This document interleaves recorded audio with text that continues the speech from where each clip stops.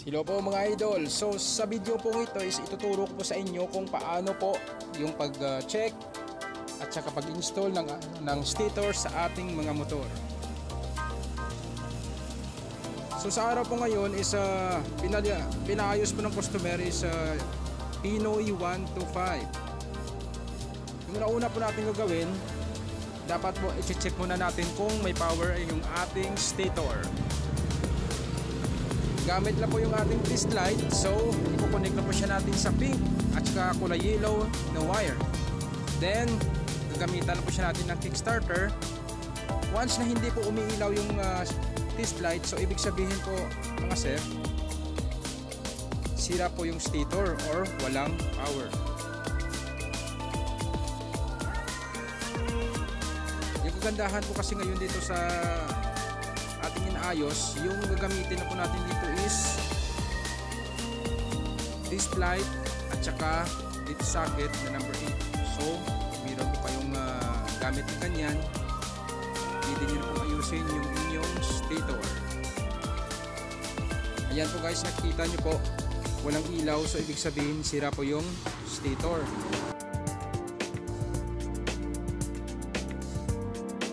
So ngayon, papaklasin na po natin yung cover ng ating starter gear at saka yung side cover. Once na napaklas na po natin yan guys, bugad na po agad yung stator.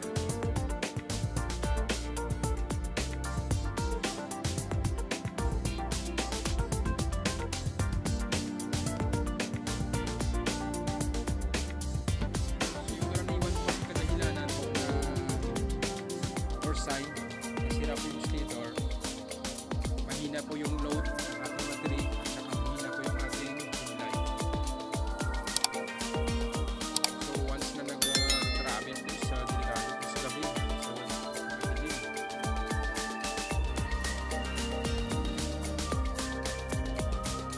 Kaya po yung ating stator kasi na po natin.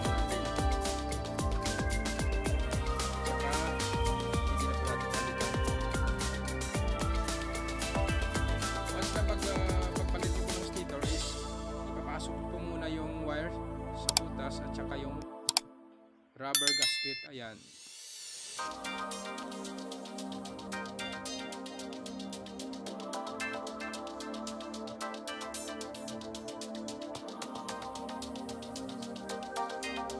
Napakadaling naman po, itulak nyo na po yung rubber at saka siguraduhin nyo na po makalabas po sa kabila yung dulo. Ayan po, para hindi po makapasok yung tubig at saka may protection po yung ating stator. Once na may install na po yung stator, ayan po, gumitan po natin siya ng tatlong screws. So hindi na po kayo magkamali na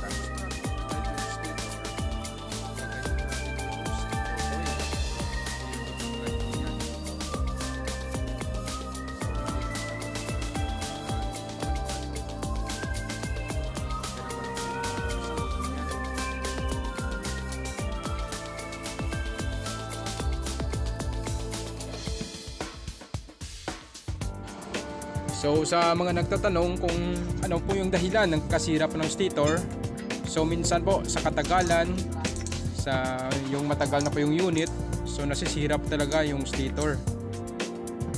At saka minsan po pag may ano po na replace na po yung stator, so ginamit na replacement is hindi po yung original, so hindi rin po magtatagal. Yung nangyayari po kasi minsan, once na wala pong original, so no choice si customer, so substandard na lang po yung nilalagay. At least magagamit po agad yung unit.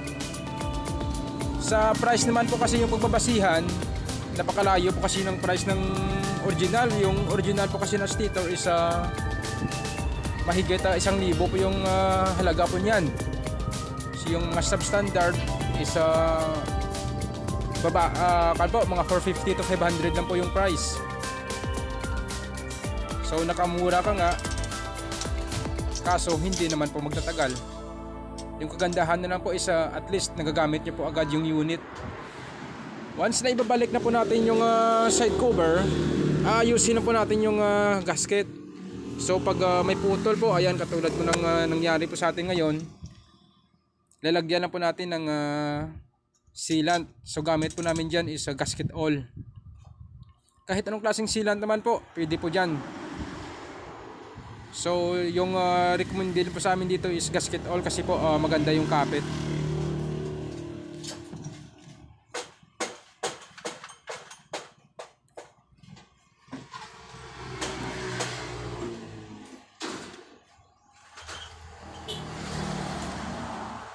Bago po natin ibalik po yung side cover, linisan na po natin yung mga existing po na mga dumi, ayan, para malinis po once na ibalik na po natin yung side cover.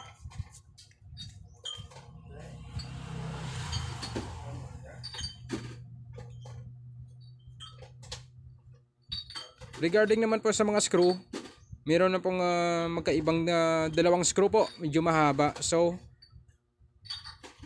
meron din pong sign or guide na pwede po nating paglagyan yan. Yung iba po kasi sa po, maiksi.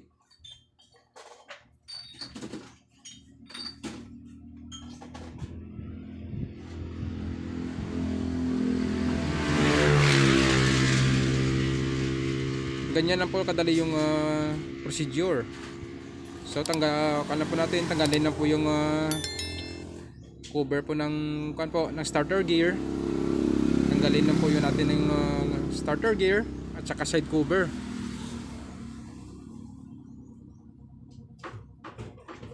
Stator na po agad. Sa paghihigpit po natin ng screw po ng side cover, so bahagya na po, wag pong masyadong mahigpit. Karaniwan po kasi mga sir, once na sobrang higpit, minsan po yung iba is napuputol.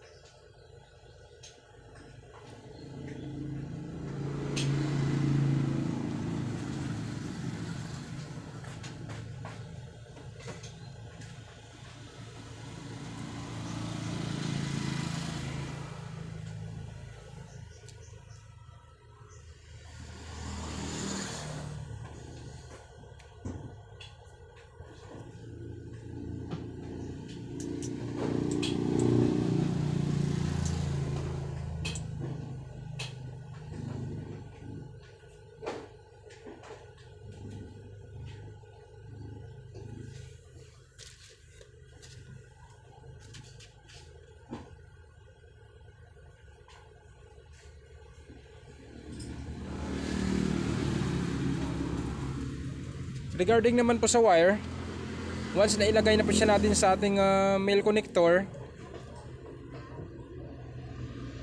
gayahin nyo na po yung diagram po sa female connector. For example po sa kabila, sa isang butas niya po is nakalagay yung kulay green. So yan din po yung ilalagay po natin sa ating male connector.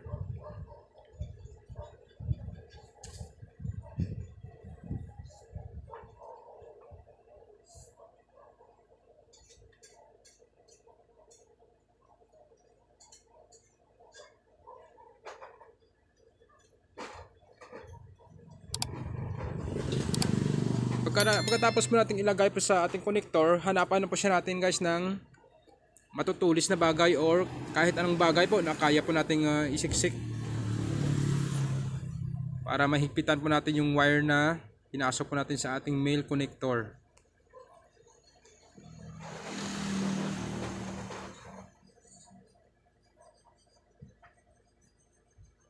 Katulad po sa amin dyan guys, ginamitan po namin yan ng gunting.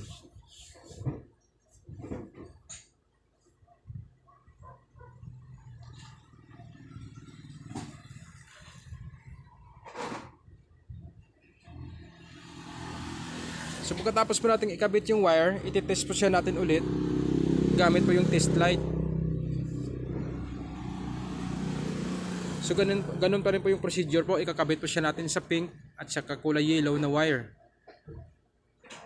Ayan, then i-kick po natin yung ating kickstarter. So makikita nyo po, gumagana na pong ilaw, yung ating test light. So ibig sabihin, gumagana na po yung stator.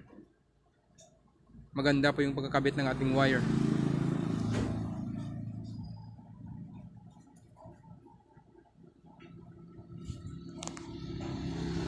Then pagkatapos mo niyan mga sir, wag din po natin kalimutan po na ititest din po yung ibang mga lights.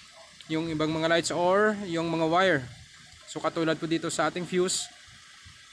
So double check mo natin baka hindi rin po gumagana yung wire. So mauulit lang po tayo sa trabaho po. Ayan. So kung gumagana po yung test light, so ibig sabihin maganda po yung connection po ng ating fuse wires. Ayan. So i-connect lang po yung isang wire sa ating fuse wire, then yung isang wire ng ating test light sa body ground.